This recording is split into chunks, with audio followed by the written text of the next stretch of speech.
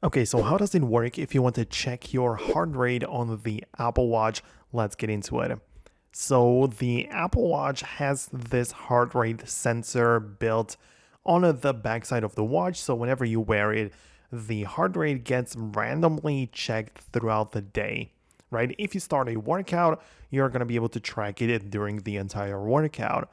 But if you want to check the current measurement, it is useful to check out the actual heart rate app on the Apple Watch.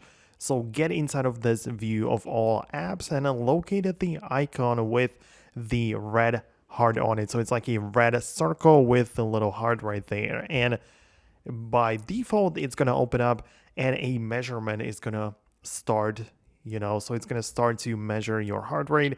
You can just keep your wrist like that and don't really move it too much, and then you will get the current live result.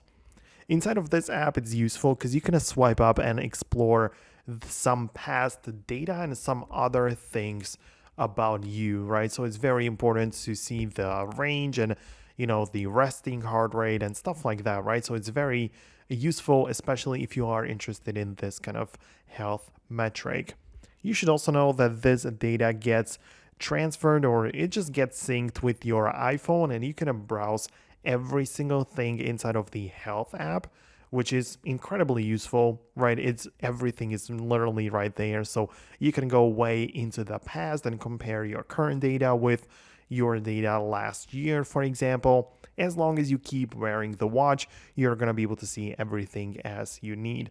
So this is my guide. I have a bunch of other videos and tutorials like this one about the Apple Watch and some other features there. So go ahead and check out those videos on this channel. For more guides, most definitely subscribe so you don't miss them. And I'll see you later in the next one.